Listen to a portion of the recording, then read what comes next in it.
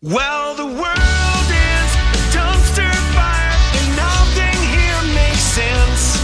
And you're vacillated between crippling fear and constant self-defense.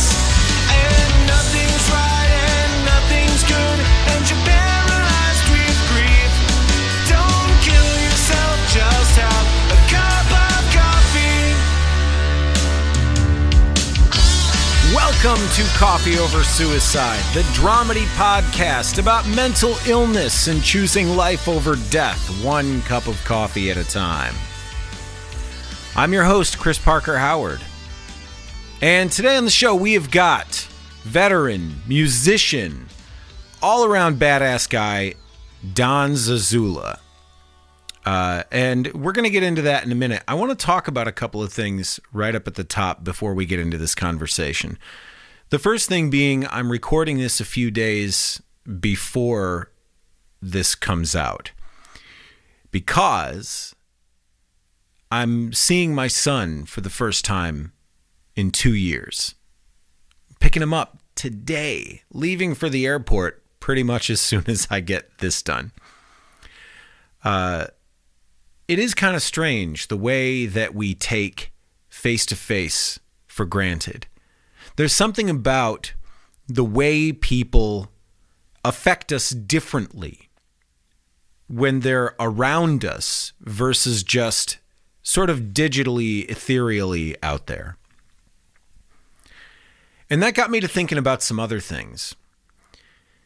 Sort of the way that we kind of treat each other so poorly in digital spaces because we treat each other like we're nothing more than information. And we treat each other like everything is as simple as a thing we like or don't like. Like everyone is only as good as their worst quality. There's no room for empathy for someone who has things to learn. There's no room for growth in a lot of spaces. You know, one of the things that I see that I've been seeing more often is I've been seeing this thing where people will say, it is not my job to be your educator. And yeah, that's true. But I also think that it might behoove you to think about having a little empathy for that person who doesn't have an educator. We expect people to be better, but we expect them to do it all on their own. I mean, you didn't do it on your own. I didn't do it on my own, certainly. I did it with the help and the patience of people that were willing to take a minute and correct me when I was wrong. And I'm not saying that's everybody's duty, but I am saying that I think that it's worthwhile if you can manage it to be a source of light and help where it makes sense. So that's what I got. That's what I got right up top, and I hope that I hope that that's helpful to somebody, because I really want to feel like I'm being a better version of myself, and by being a better version of myself, I can maybe help other people be a better version of themselves. I'm not sure if that's how that works, but there are worse targets to try to hit, you know what I mean? So, with that in mind, let's go out into the world and just try to be kind to each other as best we can. Let's talk to Don. See what he thinks.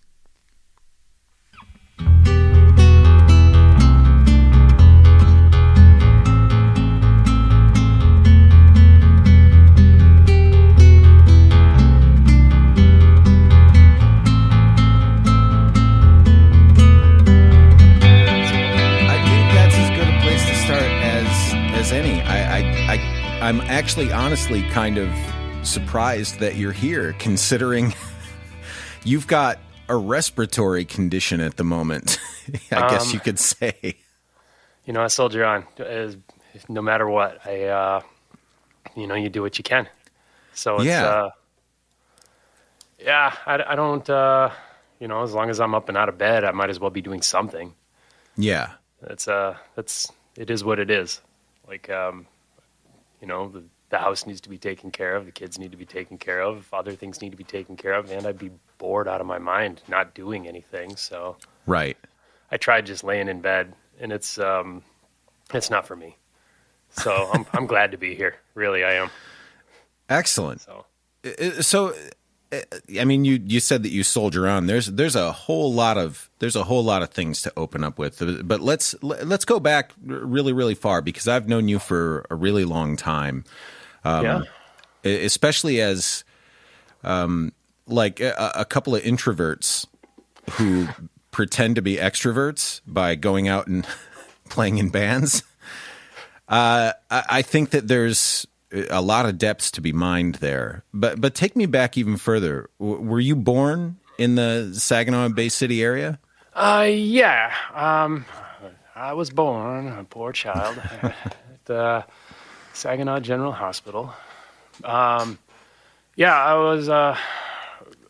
initially, I grew up in the Bridgeport area. Went to school there, and up through 5th grade. And then moved out to Midland because my dad had various jobs. He worked at St. Mary's for a while as a maintenance man, and then he got a good job out at the power plant in Midland. Yeah. And so then we moved on up and lived a much better existence than we were, living in a glorified trailer park area. And things were a lot better for us living out in Midland for a while. And then,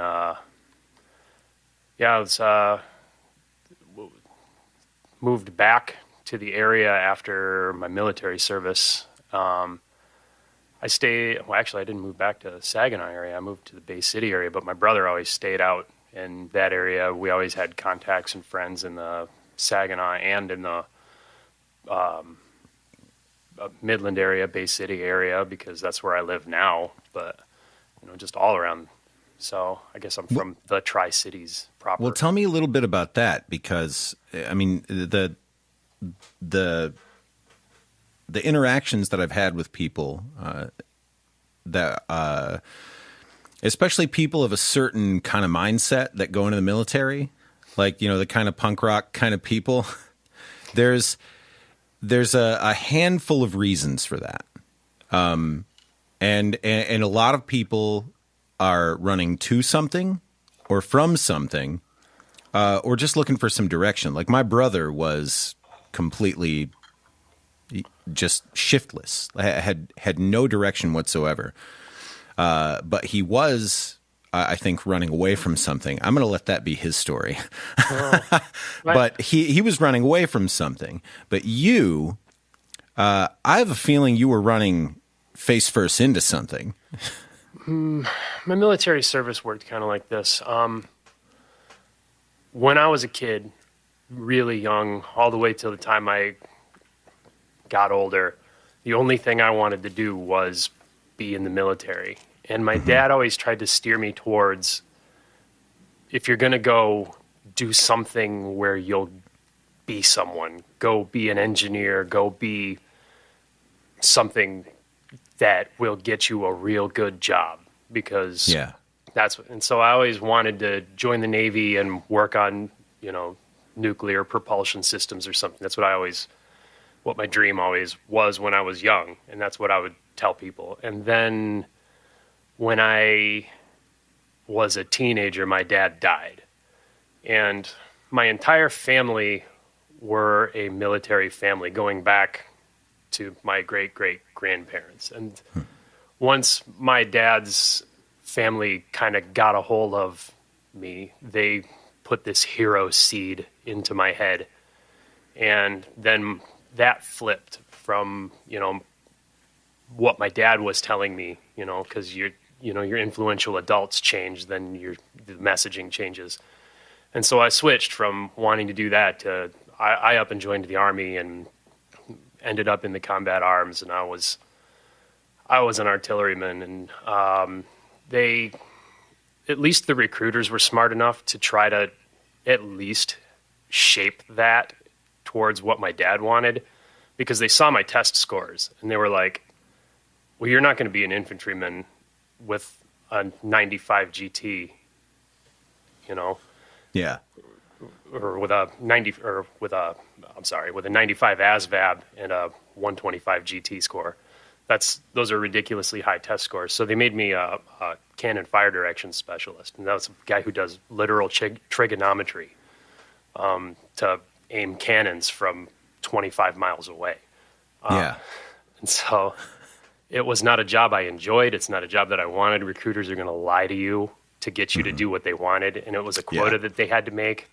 They had to find certain people who could do that job and were willing to and would pass that school, and I was one of those people, and they got their hooks into me. And I did that for a couple of years, and I hated it. And then I turned around.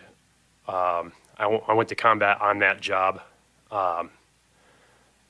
but I didn't do that job when I went over there, because everybody who joins as combat arms, which is like infantry, artillery, armor, which is like tankers, if they don't need you to ride in a tank, if they don't need you to fire artillery, they'll just stick a rifle in your hand and go, congratulations, you're an infantryman now, even if you don't know what the hell you're doing. And they'll stick you on a street corner, they'll stick you kicking on doors, and you're a bullet stopper now, which is what they ended up doing to us, because everybody needs bullet stoppers, and that's an easy job to do. It's not easy job to do. You have to be well trained to do it. And so it's an easy job to get someone else to do. Yeah, they stuck us with low skill bullet stopper duty, not the high skill, stuff. Escort missions and other things that they couldn't task high skilled infantrymen to be doing.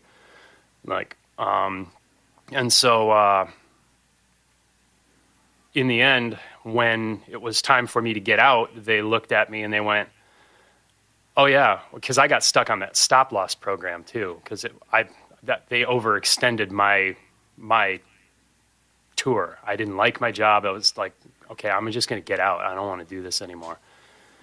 This was my lifelong dream, and now I don't like it. I want to get out. And then when it was time to get out, they were like, oh, you're under the stop loss program and you're in a vital MOS. So you're going to get out, and then you're going to get a letter that says it's time to come back in right away.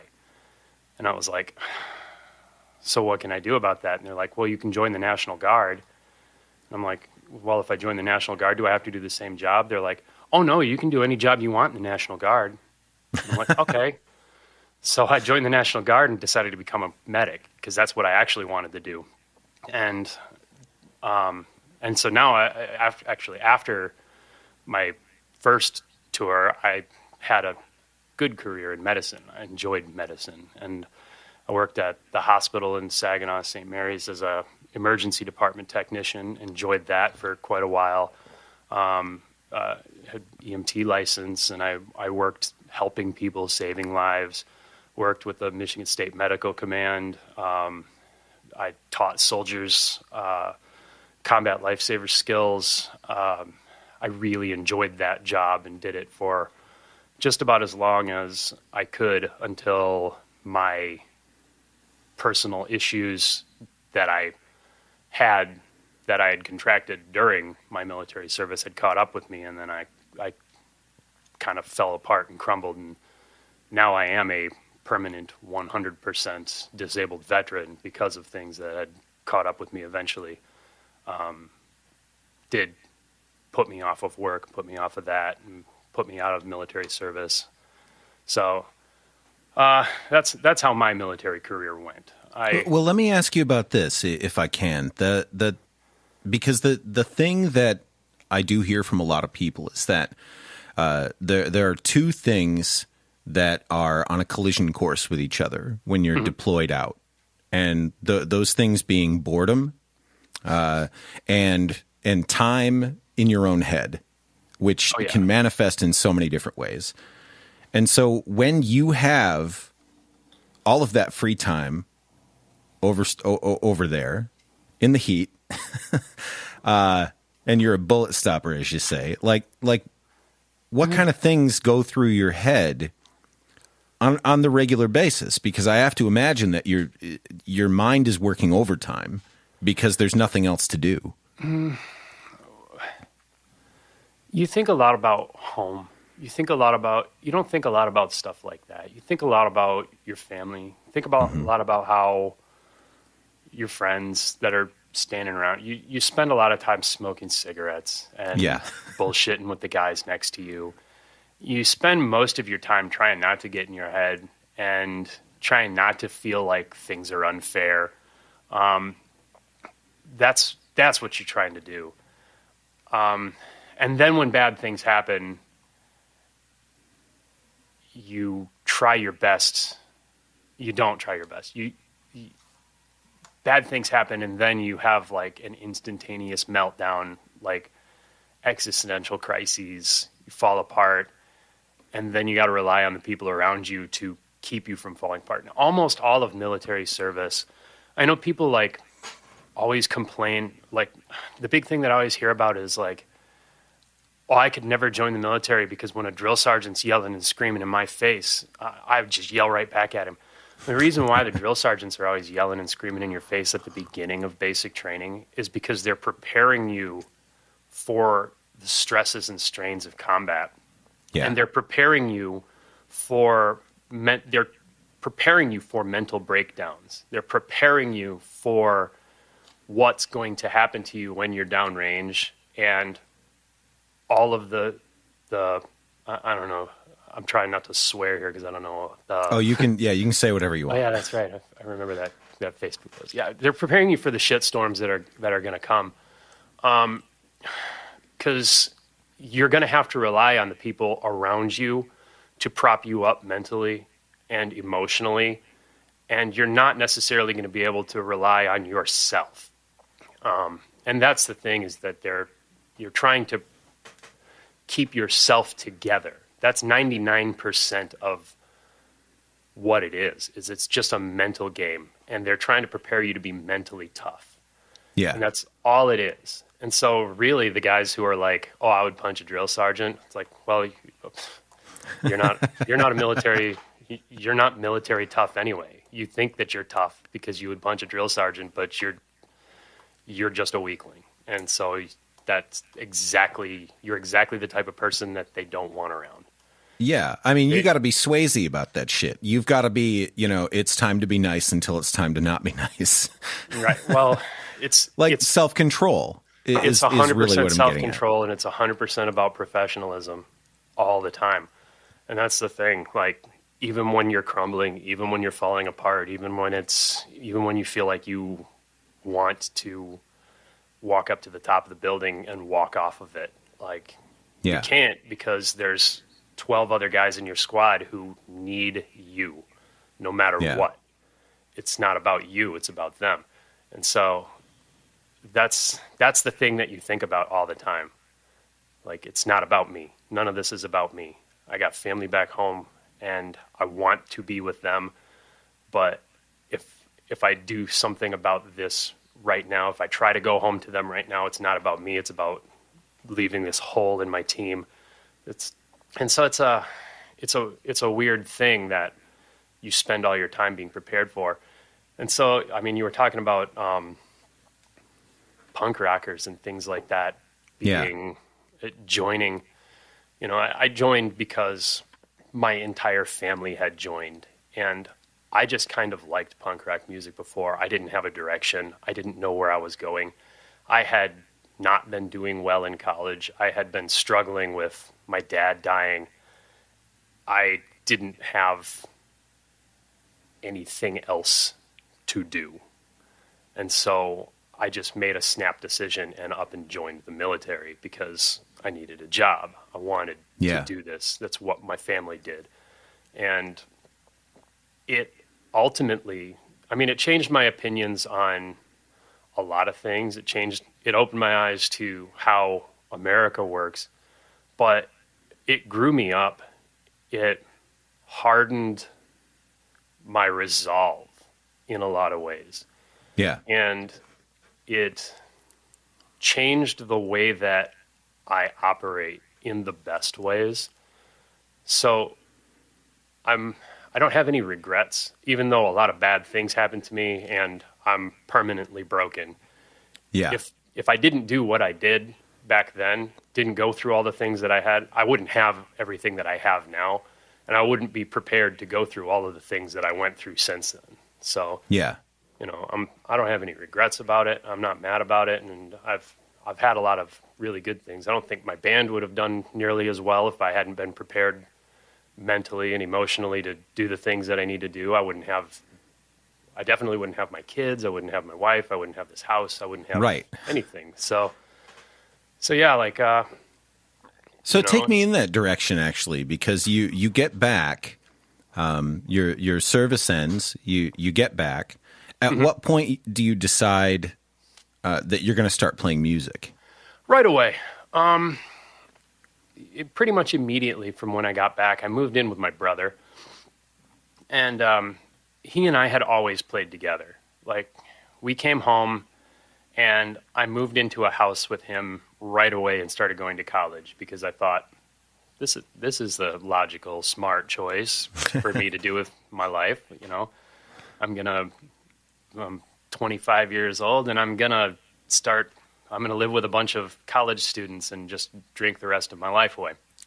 And I didn't do so well my first couple semesters because I was living with immature young kids.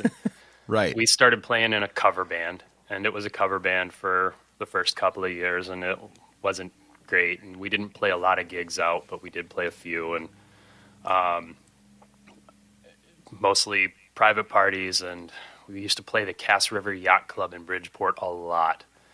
And it was, I mean, that's a bar band. That's just a straight up bar band. That's gross. Yeah. So, but you know, it's. I've paid my dues on that stuff too, man. I mean, being the bar band for the night, man. Sometimes I would much rather be playing my own songs to tables and ashtrays. We did that for a while, and then in 2007, I was in the National Guard, and I went down to San Antonio for 6 months. And when I came back from San Antonio, every night while I was in San Antonio, I was hanging out at this Irish pub because that's what I was doing. Yeah. And there was a guy who played the Irish pub, and to basically shirk his own responsibilities, he would hand me his guitar and walk away and let me play an entire set of Irish music.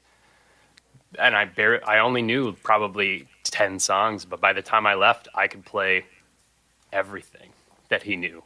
Yeah. And, you know, I'd known these songs. I'd been listening to the Pogues and Dropkick Murphys and a lot, you know, the Dubliners for years. But by the time I left, I was playing 3 full sets. And so when I came home from San Antonio, I told my brother, I'm like, this is what we're doing. We're gonna do this Pogues tribute band.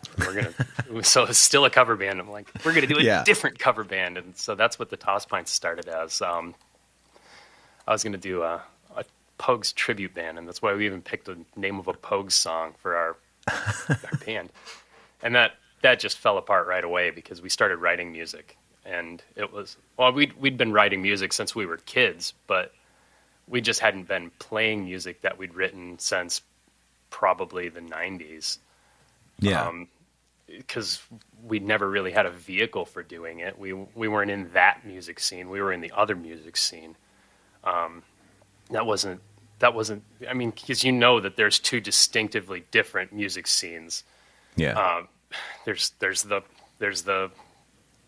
cover music scene, and those bands, they're working bands and they make a good Yeah. deal of money. And then there's the bands who make their own music and they make the door deal and Yeah. they write their own music and they have, they stand around and they jerk each other off playing for each other. And, you get a pitcher of beer and you split the $50 that you guys made at the door for Right. each other's girlfriends paying cover.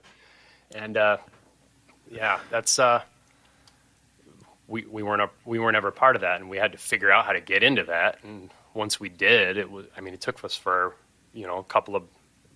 from about 2007 to 2008 before we were actually into that. And we were kind of a hot mess even getting into it. And, it was a while before, we'd even figured that out. And I think But see, I think you did have a distinct advantage by coming from the cover band area, because for sure. you will build some serious chops learning the songs that were written by professional musicians, even if those songs are terrible in a lot of cases. You'll get good if you not play just enough. that, but I learned a lot more about business than other musicians did. And so I'm keenly aware of the fact that we've always been paid more and better than other original bands. Mm-hmm. And that I've always been better at negotiating with bar owners, and that's been a leg up. But then at the same time, I've always had a better ethic, like stage ethic, putting on a better show, putting on a clean show. Like this is how things are going to be. This is what our show is. This is what the crowd deserves. And like, I'm not saying that other bands don't have that, but you Right. definitely tell that there are some, especially newer bands, that get up there and, they spend 2 minutes in between songs trying to figure out what they're going to play next. And they'll take 30 seconds to tune. And then, they have conversations on stage, and you can't do those things. Like there's a level of quality and entertainment that a bar owner is going to expect, Mm-hmm. that And that an audience will expect. that an audience will expect, that places that allow new up and coming original bands will just tolerate from that kind of behavior from those guys, because they're new, they don't understand, they'll get it eventually. And we never had that ever. And so it was like right away we moved up. And so So the band is doing well. You start getting yourself, you start getting yourselves together. You're booking better shows, and you've been doing this for probably a couple of years at this point. When things start, getting pretty good for you guys. At what point does the trauma from your past start breaking into your current reality? That, I don't know. I wouldn't dare say that happens until probably after my kid is born, my first kid. I graduate college and I get a real job, and I'm trying to juggle household, band, my kid, and I'm doing well at all these things. And that's, at that point, excuse me. Of course. At that point, we had been playing major festivals. I'm trying to juggle back and forth. My wife's working second shift and I'm working first shift. And she comes and drops my daughter off every day at 3 p.m. right as she's on her way to work and I'm on my way home. And most nights she gets home and I'm running out the door to go play somewhere because I'm playing acoustic 2-3 nights a week. Plus I'm playing weekends with the band and we're traveling, going places. We've been playing a lot of major festivals around the state and out of state. We've been playing with the Tosspints since around 2010, 2011. It was around 2011. And I just run out of gas, and my work isn't suffering. The band isn't suffering. The band is getting bigger. Everything is getting bigger. I'm just pouring myself in more and more. And I had a friend who was a Marine Corps veteran and his wife, and she works for a nonprofit, and she's an advocate for veterans. And they just showed up to my door one day, and they're just like, "You have post-traumatic stress disorder." And I'm like, I don't think I do. I think I'd know if I had that. And they're like, "No, because what we do is we..." Sorry. I'm working on this here. Hey, like, yeah, you know, this is not to put too much of a pause on your story here, but this is classic you powering through a rough situation because that's what you've got to do. So I feel like people hearing you cough through your COVID. Yeah, I know. I think there's something pretty apt about that, but been holding it back for a while. Anyway, continue. Anyway, they tell me it's like, well, we've been helping veterans go through the VA's process on getting transitioned in, and we know you really well. I've been friends with her since high school, and I'd worked with him at the hospital when I worked over there, and it was and they were like, you have all the classic symptoms, and it's like, and you're working yourself to death. Yeah. And you're drinking, you have all these other issues, you're self-medicating, you're coping with your issues with overworking yourself. And they're like you don't sleep ever. They're like, you literally don't sleep. You're up until 4 or 5 in the morning, you fall asleep, you're up at 6:30, like you sleep an hour and a half a night, if that. They're like, this is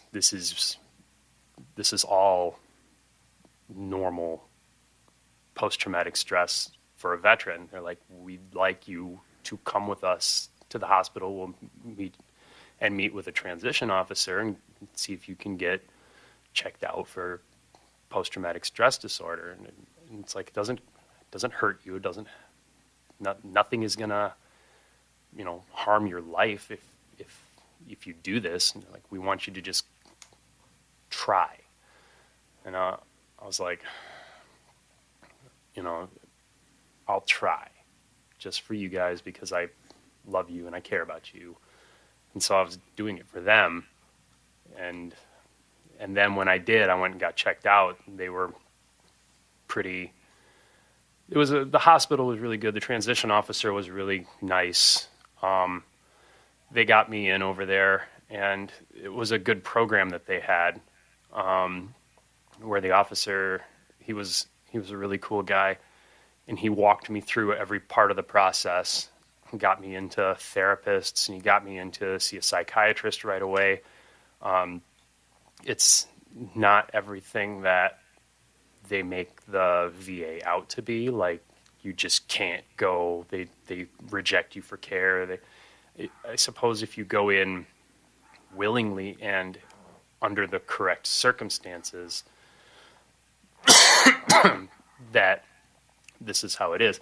If you go in under emergent circumstances, just demanding to see someone right away, they still don't turn you away. But I definitely couldn't have gotten into inpatient care that day. Yeah. And that's the problem, is like, they just don't have beds for everybody to do inpatient care constantly. Right. I mean, from everything that people see, it's like the money seems to be on the other end of the spectrum for veterans. So So yeah, and then from that point to me being put off of work was really quick, because I had had about 2-3 appointments before. Between that and maybe 2 other appointments later, I was on a lot of meds, because the VA just loves to throw you on meds. And then I had a bad doctor who didn't like to mess around, and she ended up putting me on antipsychotics. I don't know if anybody's ever been through psychiatrists before, but sometimes if you're prone to anxiety attacks and things like that, some doctors just are not good, and they'll go heavy right away. And once they put me on antipsychotics for my anxiety and panic attacks and other things, like throwing me on really heavy benzodiazepines and antipsychotics, that put me right off of work. And I got off of them as quick as I got on them, because I hated it. And now I got it in my medical records that I won't take benzodiazepines, I won't take narcotics, I won't take anything like that. I'd rather die on the side of the road than feel like I'm not myself. Yeah. But I changed doctors. My care is up to me. I'm sound of mind, and I'm not going to let somebody take my choices away like that again. But that put me off of work, and they rated me as unemployable because of the meds that they put me on, and the way that I have. It turns out that I also have a traumatic brain injury. I was in a tracked vehicle rollover accident at one point, and so I have a lot of issues with my back, my neck, some other joint issues. I have hearing issues from firing cannons, and all of that stacks up to 100% disability. And so, it was a big blow that, to go from finished my degree, working, doing really well at work, had my own office, had people underneath of me. I was, commercial artist doing, front-end user design for software and stuff like that, and felt, I didn't necessarily like what I was doing. I didn't like the industry, or the part of the industry that I was working in, but I liked what I was doing. Yeah. So I had potential to go somewhere else and work so that, I was looking for somewhere else to do that. And I still do some commercial art right now. I'm making album covers. I just made one for Andy Reid. Yeah. And I like making art. And so that was something that I was kind of hopeful for, looking forward to doing, and I still can. Being unemployable doesn't mean that I can't work. It just means I can't work gainfully full time. So I can still be a musician. I can make music. They don't tell you that you can't be productive. They tell you that you can't have a breadwinning full-time job, because they don't want you breaking yourself.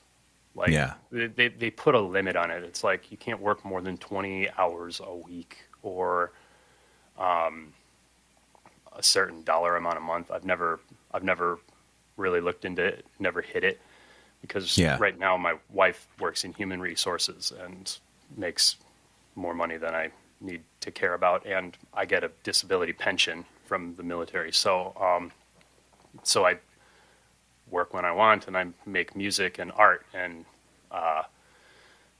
we do fine. And does that keep you relatively calm? Because there's two different things that could be at play here. I know how much of a workaholic you are, and how much you're sort of fighting these other tendencies. So to have to sit back and do No. things that might be a little more relaxing. There's a solid answer to that, and it's no. So like, I'm on the Department of Veterans Affairs, Veterans and Families Advisory Council. I serve on the board of directors for a nonprofit here in Bay City. I have a workshop in my basement where I make art and big wood shop down there.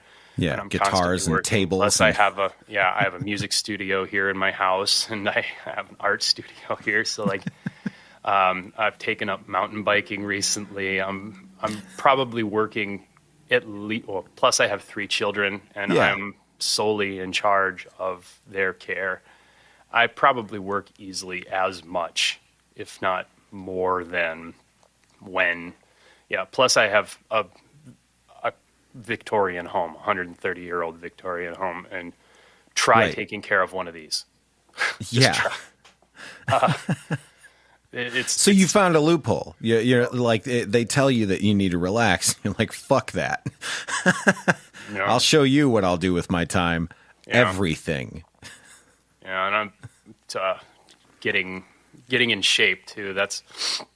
I poured easily 3 hours a day into working out. I mean, Yeah. except for this last couple of weeks where I'm sick, but that's been murder. But yeah, it's a whole thing on its own. Like, you find something to do when they tell you can't do it. And now I'm back in school because now that all 3 of my kids are in school, like, I can petition to go back to work and get off of unemployability. And if not, then I'll just work within that 20 hours that they tell me. Yeah. So, but I want to do things, especially after COVID hit. Like, I was really upset that I don't work in medicine anymore. And more with all of the things that are going on, the earthquakes in Haiti and all these other things. There's a bunch of disaster relief organizations that are sending emails looking for EMTs and former military medics to go man field hospitals. And I just don't have my certification anymore. And I'd love to go do stuff like that. That's humanitarian work. And it would make me feel very wanted, relevant, Yeah. useful. That's the kind of stuff that I wanted to do with my life. And so, I'm going to go back to school and, well, not gonna, I am back in school right now. I'm going to work on, doing something about that. So Do you not feel useful now with the things that you're doing now? I don't feel like I am as useful as I could be with the mind that I have. If that makes any sense. I don't want it to No, sound... it does. I don't want it to, It I don't want really it to sound does. conceited, because I feel like that sounds like self-absorbed. No, I'm no, not. I don't think it does. I think that, maybe someone who wasn't paying attention might take it that way. But otherwise, I mean, you have to have a level of self-awareness about yourself in order to grow or get anything done. Or, I mean, really, once you reach a certain point where you recognize these are my strengths and this is how I can help, if you recognize that you're not using those strengths to help, that can be a burden on you. Yeah, it's hard to just sit and read books, watch videos all day, and then not have a vessel to apply knowledge. Yeah. And so that's where I am with that. Like, I want to be able to do something.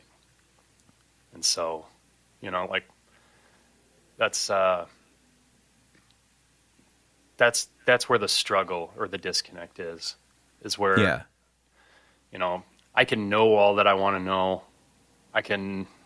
But if I can't take that knowledge that I have sat at my computer and gained and use it to help somebody else, use it to do something gainful, Yeah. then why did I pursue that knowledge? did I bother to sit and absorb it? Yeah. So, I mean, we have this internet and we have these computers, and they have everything in the world inside of them that we can know, we can do, and we waste it on using horse dewormer for COVID. Yeah. You know, like the dumbest things we do with this internet, That's a really interesting thing to me, though, because the more research that I do on things, the more I recognize that I've kind of come the other way. I was sort of self-righteous and in my head for a little while, as I think maybe everybody gets about something at some point in their life. And the more I thought about it, the more I realized that it can actually be really tough for a person to navigate the waters of what is true and what is not true if you're not savvy and if you're not trying. I mean, if you're just getting the information that's in front of you and it seems kind of plausible, it can actually take, in this day and age, a little more effort to vet your sources. Well, a lot of people are going to go and gravitate towards the sources that they want to be true before they'll take the sources that are in front of them that are the easiest. Occam's razor is subjective, I would suppose. Yeah. That's a weird thing to say, because the simplest solution is always the correct one, or is normally the correct one. But what's the simplest solution to me, and what's the simplest solution to that person? Right. How do you draw a line to sheep drench? It's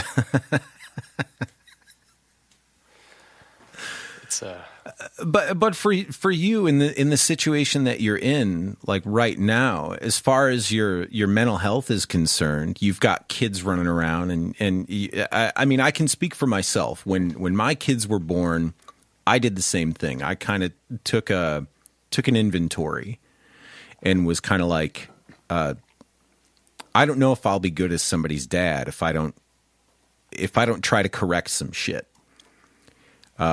Because I don't think that I'm I know that I can manage myself, through some dangerous waters, and I can get myself through some tough stuff. But I don't know if I can guide somebody else through anything. So I've got to figure this out, and I've got to figure out how to be a better version of myself than I currently am. And that was a place that you already started from, was, be all you can be. You started from from a place of kind of having a foot in the door, of already knowing this is how you reconfigure yourself as a human being. But when you're in the process of doing that, but you've also got these other things going on, how do you, where are you at currently? Like having been through the things that you've been through, and kind of trying to put yourself into a new situation. Like, where are you at currently, and how do you manage those things? Do you still see a therapist, or are you reading books and kind of learning your own user's manual? With each kid, I went through this. Like I said, when Eleanor was born, my oldest, mm-hmm. That's when I fell down, and I went to the VA, and I went to therapies, and I decided I was going to do this, and if I was going to do it, I'm going to do it 100%. I'm going to do it all the way, because that's who I am. Yeah. And so I took their meds. I followed the directions like I do, and I went to every therapy they said. I talked to the therapist. They were like, "We want you to do CPT therapy." I was like, "Okay, I'll do it." They're like, okay, we want you to do nightmare reduction therapy. It'll help you sleep. Okay, we want you to do a sleep hygiene class. It'll help you sleep. Okay. And it's like, it can't hurt me. It's just a therapy. And so I did all those. And then when, by the time I was done with that, I had actually exhausted every therapy that the VA had for me. And it was like, just the end. And so by the time my son had come around, it was just a little bit after that, it was time for me to fix myself to a point where I was at a point where I wasn't a danger. I wasn't bad. I wasn't as broken, but I was still lost. And so I needed to be in a place where I wasn't like at that time, my wife was my caregiver. They had put me on I was 100% permanently and total disabled, but they had me on a caregiver program. So she had me there. And so when my son came along, I wanted more. I wanted more out of that. I didn't want to be dragged down, a drag on my family. So I went and got my service dog, because the same people who had gotten me into this whole thing, they'd gotten a service dog, and it had gotten my friend back to work. He had done some other things. And so I went and got my dog Harbaugh from Canines for Warriors. And when my son came around, that's what I did. And that had elevated me even further, because it had made me independent. It had got me off the caregiver program. My wife wasn't watching me anymore. I was able to take care of myself, do grocery shopping, go out in public, do things on my own. It had changed a lot of things. Like, I'm not necessarily, it had taken some things off the table for me, because it's a prosthetic device. It's like having a wheelchair. Yeah. But and it's a placard that tells people that you're handicapped or disabled or otherly abled, whatever the proper term for that is. I don't even think about it like that anymore.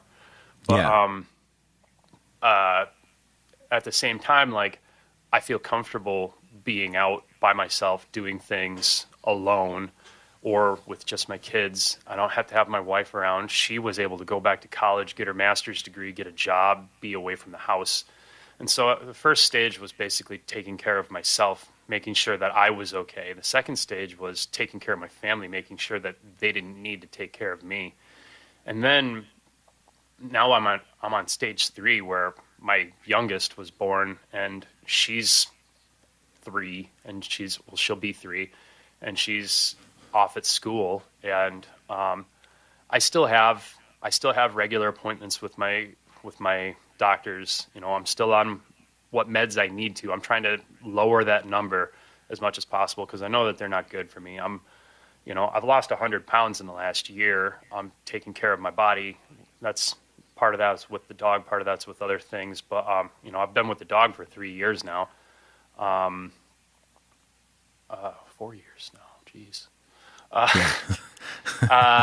And I'm going back to school because my kids are in school. I don't need that.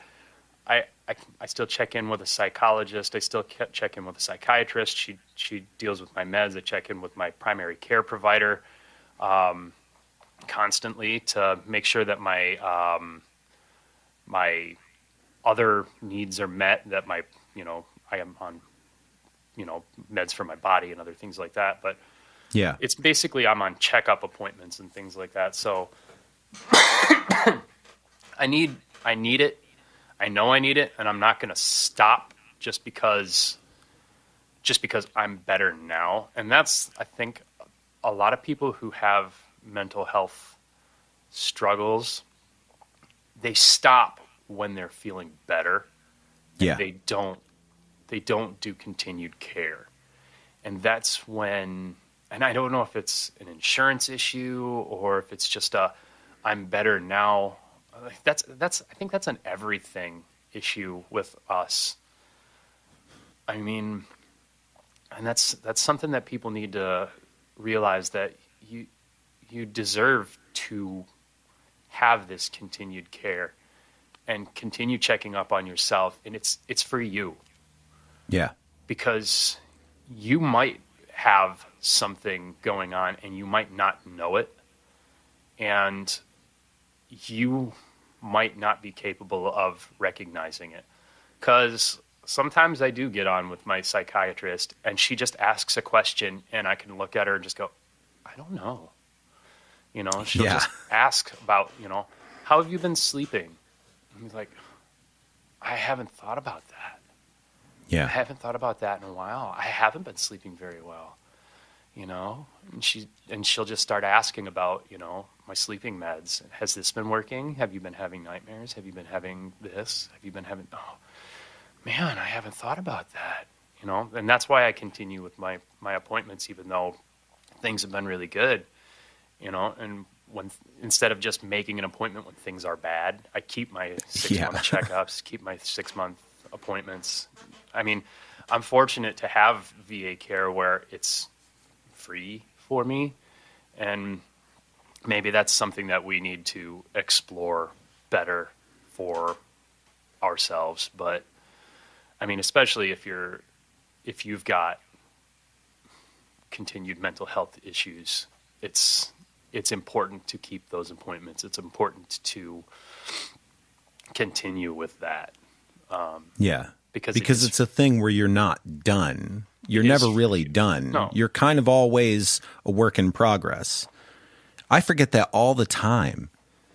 I mean, I've been working on my mental health and the stability of it for the better part of 20 years now. And it seems like every 5 years or so, I feel like I solve the Rubik's Cube and I can, throw it in the box behind me because I figured it out. I'm done. I know what my problems are and I got through them and everything is smooth sailing from here. And that's just never the case. It's never the case. And having to check back in and come to that conclusion is incredibly humbling every single time. I went about 17 years without medication. I did a lot of work. I prided myself on that. And I would tell people all the time, if your brain's not making the right chemicals, store-bought is fine.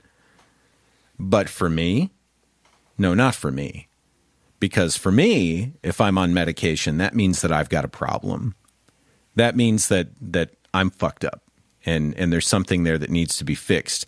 It's a stigma for me, but it's fine for you. And I didn't even realize that I was doing that until it came time where I had hit a wall.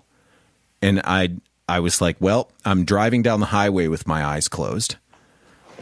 That's not good. That's how did I get here? And that was just a few years ago. And it was like, okay, I'm making an appointment. I'm going to see a doctor tomorrow and we're going to figure this out. And I started taking medication again because it was like, I need something to pull me up over the bar because I'm not doing it on my own. And I started taking meds and they did their job and they ran their course and I went off of them. And then I started taking different meds. Because what are you going to do? I mean, if you need something, you need something. Right. But that was a tough thing to come to. And so even for you as a person who's, torn yourself down and built yourself back together a handful of times now, it's like, how do you feel when you've got time alone to think about yourself? That's all I do. Firstly, congratulations for making that step, getting on the meds, and that's a hard step to take. That is the hardest step for a lot of people. And the thing that most people need to understand is we got to change the way that people think about masculinity, think about weakness, because most people will immediately think that asking for any help at all is weakness. Asking for taking any meds, taking any pills, doing anything to help yourself, admitting that you're struggling at all is weakness. Men's mental health is overlooked because, feeling bad is weakness. Asking for help is weakness. Talking to somebody else is weakness. You know, and it's, you shouldn't have to struggle. You shouldn't have to suffer by yourself, and because you're afraid of being called weak, because you're not feeling well, because your brain's not making the right chemicals. Oh, fuck that. Fuck you. I'm not going to let somebody tell me that I'm weak because I'm doing the right thing for my family, because I want to be here, because I want to see my kids grow up, because I want to see them grow up and I want to be a part of it. I want to be happy. I want to feel something when I look at them, Yeah. And so if they want to call me names, then that's their problem. It's not my problem. They need to explore their issues with it, and if it needs to stop, because when they're saying something like that, it's not hurting me, because I'm going to keep taking my meds and I'm going to keep going in, and it's hurting somebody who's watching, who might be feeling the same way that I was feeling, and they're afraid to go to a doctor, go ask for help, go do something. That's where the problem lies. So, you and I are having this conversation. We've both taken the step and gone and gotten our pills. And the guy who's, typing in the chat, look at these weak motherfuckers taking their pills, and they should just go for a walk in the woods. And it's like, well, guess what? I get on my bike every goddamn day and take a ride in the woods and see the beauty of nature. And, and it don't help. Sometimes you just need to take, uphill that makes a little bit of serotonin. Sometimes that happens, and it's because my brain doesn't do it. And and I've been to combat. I go down to the gym and I lift, and I go out to the woods on my bike and I ride down hills really fast. And it's like, it's not a thing that should be a question. And you shouldn't be making fun of somebody for doing it or saying that they're weak for those reasons. It's